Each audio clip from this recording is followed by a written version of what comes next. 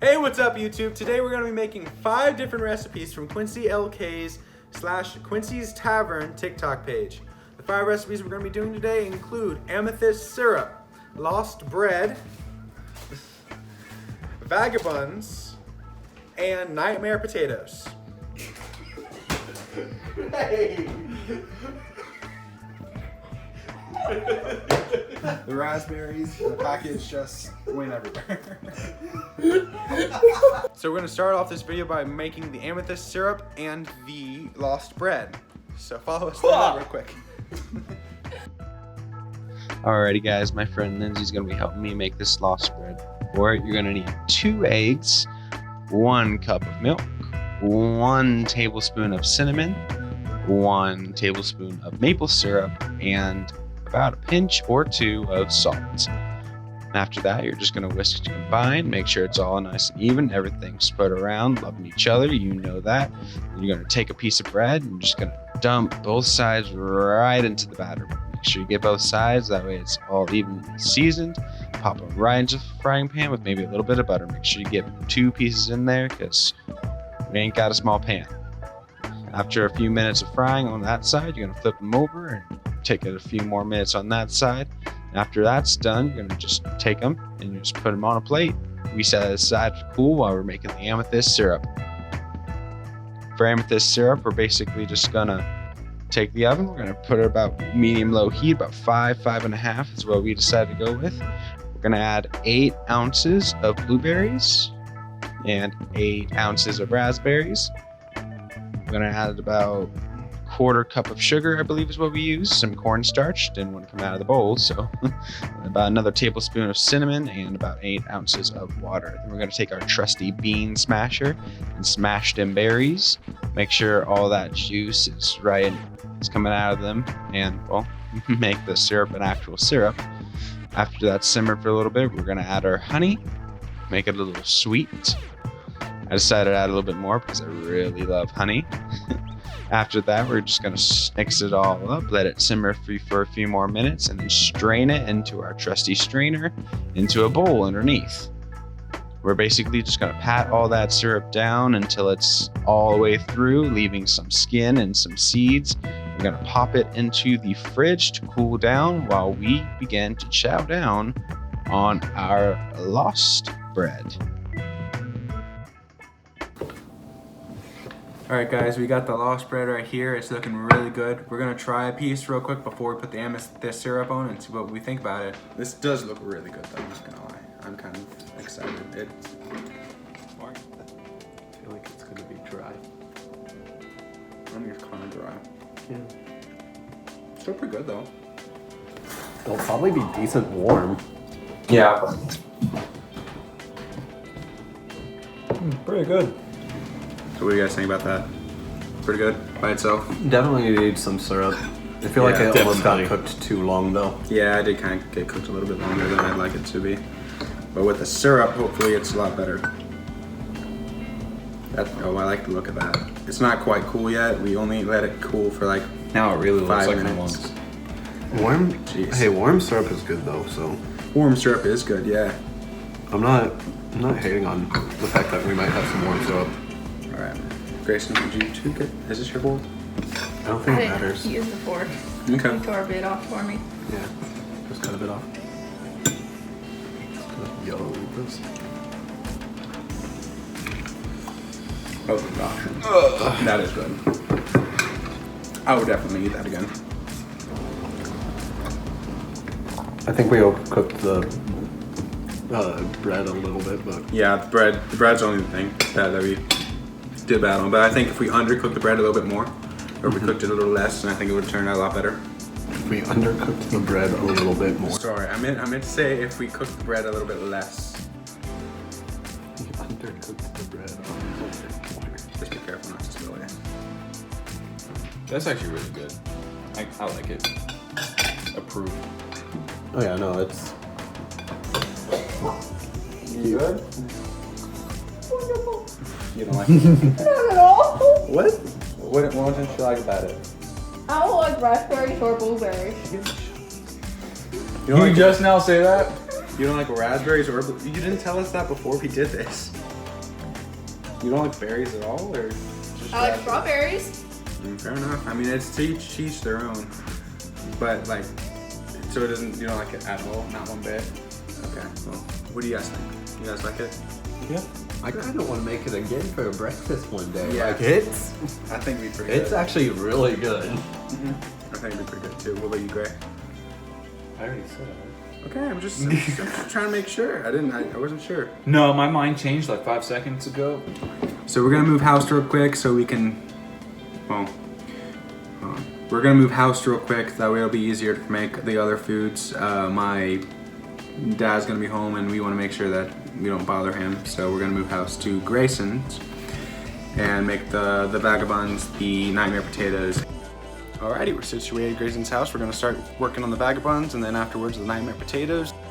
Alright guys, we're going to start off the vagabonds with turning our stove onto a nice medium-high heat of about 6.5.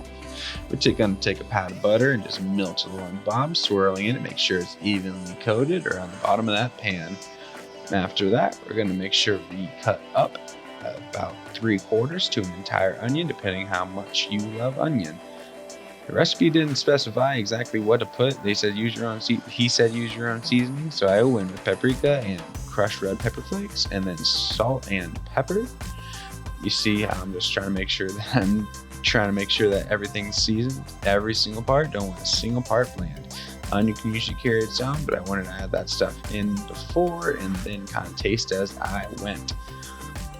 I'm just trying to make sure it's all well combined, make sure everything's coated with enough seasoning. After that, add about 2 pounds ground beef, and I use my wooden spatula in order to ground it up quite nicely to where it's not in huge chunks, that way it cooks evenly. Mix it around just for a little bit till it's nice and brown or browning until I added the Worcestershire. It didn't specify exactly the exact measurements, but I just kind of went along with whatever I felt was right. After that, just let it simmer for a little bit while mixing in the Worcestershire, took it off the heat, and that's when the fun part comes with the biscuits. So we take just canned biscuits, just like anyone else would, just unroll the parchment from around the outside, and then the fun part is just whack it against your hand, or a countertop, whatever you prefer, just bust it open. Once you begin stretching out your biscuits, you want to make sure that you have plenty of room to put about a scoop and a half of your meat and onion. And then once that's all collected in there and you feel like you have enough, you're going to roll it up or pinch it at the ends like you're rolling a dumpling. And this one kind of messed up. So you see how we took apart half of another biscuit and decided to cover up the patches to where it wasn't overflowing from the sides whenever it cooked. But you're basically just going to repeat this process until you've used up either the entirety of your meat or the entirety of your biscuits. We only ended up getting 1 can of biscuits, so we ended up just using the entire canister with having like about another 1.5 pounds of meat left. But as you can see, out of this we got a good about 7 biscuits, and there was 8 in the canister, but we ended up breaking apart one of them to fix 1, so we only ended up getting 7 out of them. But after that, you're just gonna crack an egg into a tiny little bowl. You can use whatever you want and then use a fork to whisk it. We're gonna put this on top of the biscuits so they get a nice golden brown on the top after you've cooked them in the oven. But also make sure that before you put these in, you wanna make sure that you've already preheated your oven. In Quincy's video, he didn't specify exactly what heat range for the vagabonds, so we just came over a consensus of about 400 degrees should be optimal. So after they've already been covered in egg wash, you're just gonna pop them in the oven for about 15 minutes. And while we were waiting for the vagabonds to cook, we decided, let's start on the nightmare potatoes. So we just dumped all the marshmallows that we needed into the bowl with about half a stick of butter, while also dumping almost an entire package of Oreos into a plastic baggie to smash into smithereens. So Lindsay was in charge of crushing all the Oreos, while Ryan was in charge of heating up the marshmallows. We heated them up for about 30 seconds, and they didn't really prove to melt very well for the first 30 seconds anyways. So we just made sure we stirred them correctly. The butter was starting to melt, but the marshmallows hadn't really changed. So we pop them in for another 30 seconds, and I decided to go check out on Lindsay's progress. She was having quite a bit of fun smashing those Oreos, maybe a little bit too much. After another 30 seconds passed, though, we decided to check up on those marshmallows, and they were melting beautifully. Like, look at that. They turned out great. But we decided we wanted them to be a little bit more smooth, a little bit less thick. So we decided to pop them in for another 30. The Oreos were getting crushed up really well too, almost to where we wanted them to be. So the marshmallows heated up for a little while longer. We were finishing up smashing the cookies. And during this time, I just remind you guys that these recipes are not mine, and I'm not going to claim them as mine. These are Quincy's from Quincy's Tavern, his TikTok page. I'll leave links down below to make sure you can go see the original source. But until then, as you can see, the Vagabonds turned out very great. They turned out almost perfect. Wish they had browned a little bit more, but besides for that, they turned out amazing. While we were waiting for them to cool down, we decided to combine the crushed Oreos with the melted marshmallow. It actually took quite a bit of stirring power and a little bit of time in order to get that into one big boulder. And then it took us a while to question, like, how are we going to get these done? They're going to stick to everything. So sprayed our hands with some non-stick cooking spray, got some wax paper onto a cookie sheet, and we just picked them up, rolled them, no problems. Had to respray our hands a couple times, but besides for that, it was kind of fun, not gonna lie. We were able to get about 9 nightmare potatoes from that batch, and they were all pretty decently sized. So we knew they were going to take a long while to completely cool down and firm up. So after we were done molding all 9 of our potatoes, we decided that we're just going to pop it right into the fridge. And we left them in there for maybe about an hour, maybe an hour and a half. They definitely firmed up to where we wanted to be, and it allowed us to get more biscuits for the rest of that Vagabond meat. So it ended up working out pretty well. So the Vagabonds came out pretty well. They look pretty cool too, actually, not gonna lie. We had 7, one was a sacrifice. You guys can have one if you want. I'm actually really wanting to try these out. It's always about the cross section for me, but there's not really much. If there had been cheese in here, that would be great. Told you we should have done it. I know, but I wanted to keep true to this. I got all bread. Take a bigger bite. That's why I split it up.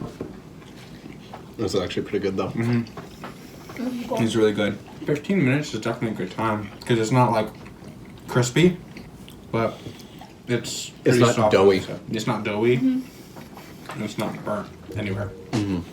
Definitely one of the better. 10 out of 10. I'd eat again. Can't see my face, but they're just easy camp out foods, but for a D&D themed, it is exactly what you would expect from it. Which I can't say it's bad or... I should have added more Worcestershire. I have to have spiced it up a little bit more. I kind of want another one. Alright guys, so we got the nightmare potatoes out of the... Oh gosh. Seems like nightmares even pull apart. Yeah, it is. They firmed up, but like not completely. The directions in the video didn't specify for how long for them to firm up. They were in there for about like 30 minutes, if not a little bit longer than that. And they've definitely taken a shape. And it's kind of weird to think this is just Oreo and marshmallow. So we're gonna try these now and figure out how they taste. You may want this one. Because they are still kind of sticking together. I'm good. There's so much sugar. I can feel diabetes kicking in. Oh my gosh, diabetes. This is really good though.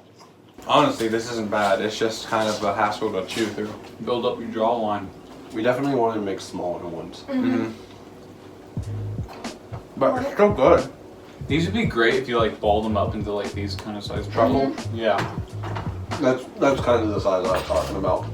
Man, like I want to stop eating this, but it's just so good. It sounds like I really like this. black right now. Okay guys, I hope you really enjoyed this video. It was really fun to make. If you did, please leave a like down below, subscribe, hit the bell icon so you get notified when I upload. I'll make sure to leave all of Quincy's links down below. Peace out.